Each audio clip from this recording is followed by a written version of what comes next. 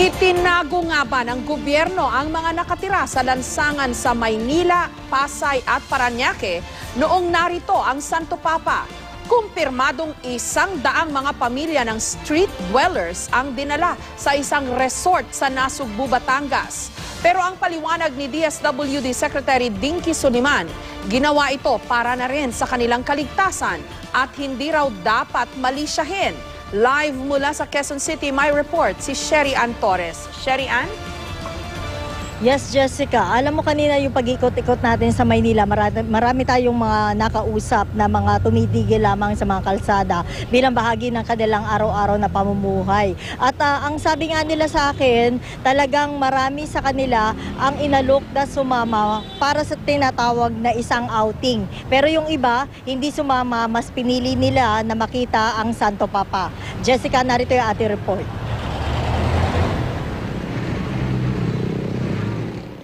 Kabilang ang pamilya ni Joy Ramirez sa mga matagal nang naninirahan sa lansangan sa Maynila.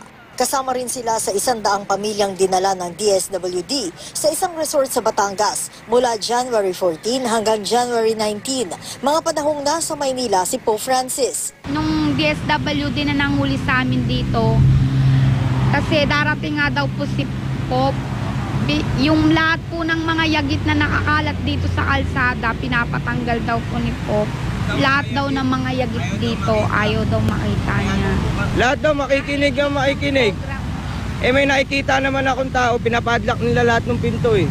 Nagkwento rin si Onyok na ilang taon nang sumisilong sa balsang palutang-lutang sa Manila Bay, kasama ang kanyang asawa at 2 maliit na anak. Dahil po pangit sa pananaw, sinunod naman po namin order nila. Pinaalis ng araw sila, hinatak pa raw ng Philippine Coast Guard ang balsa ni Onyok hanggang sa nalaman na lang daw niyang nawasak na pala ang kanilang tinutuluyang balsa. So hindi ho Coast Guard yung nagsira? Hindi ma'am, kasi sinabi namin sa kanila, kasi kami ang naglagay diyan. Diyan muna for the meantime. Bago rin dumating ang Santo Papa, kumalat sa social media na maraming batang lansangan ang pinagdadampot at pinasok sa Reception and Action Center o RAC sa Manila. Questionable din yung paggamit nila ng pondong publiko, no? Para lang itago yung mga mahihirap. Ang kailangan ng mga mahihirap, trabaho, pabahay, hindi yung mga outing at camping na ang layunin lang ay itago sila. Pero ayon kay Department of Social Welfare and Development o DSWD Secretary Dinky Soliman, hindi dapat bigyan ng malisya ang pagdala nila sa Batangas ng 100 pamilyang nakatira sa mga lansangan. Hiling daw ito ng mga lokal na pamahalaan ng Maynila, Pasay at Parañaque bilang tulong sa street dwellers. At para na rin sa seguridad at kaligtasan ng mga ito habang nasa bansa ang Santo Papa. Ang mga lokal na pamahalaan nagnanais na maging maayos ang Roxas Boulevard dahil dadami talaga ang tao. At alam nila na itong mga pamilyang nagmamalagi doon, maaaring malagay sa alanganin dahil madidiscriminate sila or mabibiktima ng mga sindikato. Pero ayon kay Senador Bongbong Marcos, hindi maganda ang timing at hindi kaaya-aya ang ginawang pagpapadala sa mahihirap sa isang resort sa Batangas. Tanong natin, una-una kung totoo. At pangalawa kung bakit, anong naging dahilan nila kung bakit nila ginawa yun. Giit naman ni Soliman, hindi nila itinatago ang mga mahihirap. Dinala lang daw nila sa Batangas ang mga pamilya para isailalim sa seminar kaugnay sa Conditional Cash Transfer Program na tulong daw ng pamahalaan. Sa katunayan, ginagawa raw nila ito taon-taon. Bibigyan din daw ng trabaho ang mga dumalo sa seminar. Sa loob ng 2 linggo, starting now until the next 2 weeks, sila ay dadalhin sa bahay or apartment or kwarto na uupahan ng pamahalaan para sa kanila. Ganito rin ang paliwanag ni Manila Social Welfare Department Head na si Dr. Hani Lacuna Pangad. Giit nila, wala silang dinampot ng mga batang kalye noong bumisita ang Santo Papa. Wala ho kaming tinago, wala ho kaming ginapos, wala ho kaming nilagay sa kulungan nung panahon po na pagdalaw po ng Santo Papa dito. Hindi ito ang unang beses na napaghinalaan ng gobyerno na ikinukubli ang mga mahihirap tuwing may mga dumarating na importanteng bisita. Noong 1970s, ilang beses na pinalagyan ng harang ni dating First Lady Imelda Marcos ang mahihirap na lugar tulad ng Smoky Mountain. Very questionable, no? Bakit tuwing merong international event, ginagawa nila ito? At ang hinala namin, sa darating na Nobyembre, sa panahon ng APEC Summit na i-host na naman ng Pilipinas, ganyan na naman ang gagawin nila. Tingin ko wala naman hong ganon. Kasi parang insulto din ho doon sa bisita pag sinabi mong pag tinago nyo, hindi na nila malalaman. 'Di ba? Parang hindi man natin tinatago din yung estado. Also, we don't make it a point to lie about these things.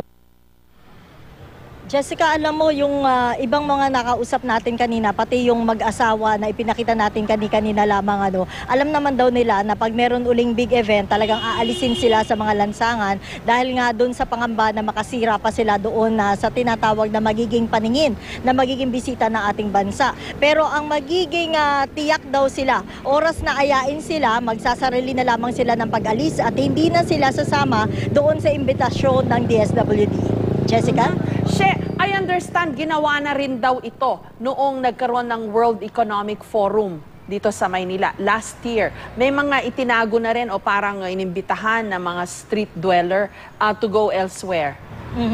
Tama, Jessica. Nung isang taon, dinala naman sila sa isang island resort naman sa bahagi ng Cavite. Yung mga nakausap natin na iba kanina, sabi nila, ang ginawa daw doon talaga naman daw na nagpasarap sila.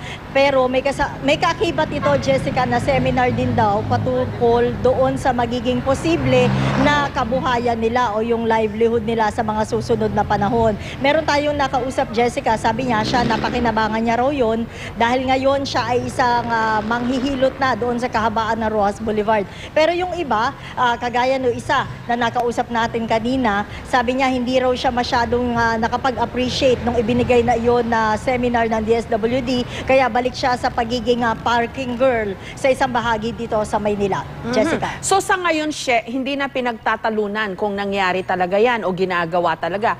Talagang confirm, ginawa ng DSWD o ng gobyerno na tanggalin yung mga street dweller muna sa Roxas Boulevard habang narito ang Pope, at ginawa nga rin nila nung World Economic Forum last year. Ang pinagtatalunan lang ngayon kung ano ang motibo, di ba? Sabi ni Secretary Suliman, request daw yun ng mga LGU at para na rin sa kaligtasan ng mga street dweller. So wag daw dapat malisyahin. Pero ang pananaw naman ng iba, abay parang bumalik nung panahon ng martial law na talagang tinatakpan yung realidad ng ating buhay. And sabi ng Santo Papa, kaya siya narito, mercy and compassion. Gusto niyang makiramay sa atin. Paano kaya yun? Naitago sa kanya yung ilang mga mahihirap na gusto niyang damayan. Oo nga, Jessica. Ang talagang isa pang kapansin-pansin dito na pwede nating sabihin, sabi ng DSWD, ang humihingi raw ng pabor sa kanila yung mga local government, yung taga Pasay, Parañaque, Manila, para linisin yung tinatawag na, ayaw ba natin sabihin, no, yung parang mga bahagi ng eyesore na pwedeng makita ng Santo Papa. Pero ang sabi naman ng local government ng Maynila, hindi naman daw sila yung humingi nito, bagkos yung DSWD nagsabi sa kanila na talagang lilinisin muna sa mga street dwellers yung mga kalsada ng Maynila dahil nga daw kailangan na maging mas kaaya-aya yung paningin ng Santo Papa oras na siya ay maglibot dito. Jessica, ang magiging issue na lamang dito, sino ba talaga yung nagsasabi ng totoo dito, no? Pero kung titignan natin yung kultura ng Pilipino, talagang pag merong bisita, gusto talaga naglilinis ng bahay. Jessica. Pero kasi may mangyayaring APEC na naman this year, no? November, kung hindi ako nagkakamali. At the core ng mga pag-uusapang issue sa APEC, ekonomiya, kung paano pagagandahin ang buhay ng higit na nakararami sa atin, hindi lang sa Pilipinas, kundi sana sa buong mundo, no? Ganon din yung World Economic Forum.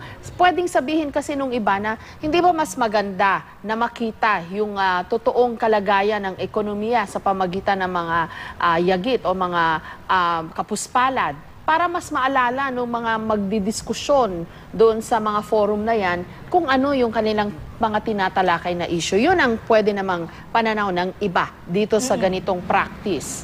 Oo, Jessica. Pwedeng yan ang pananaw na makita talaga yung totoong kulay ng Pilipinas, partikular na yung Metro Manila. Pero pwede rin naman na maging pananaw yung issue naman ng turismo, na pag merong nakita na medyo nangangapos o kinakapos sa buhay, matatakot yung mga possible na turista na dapat ay maeengganyo dito.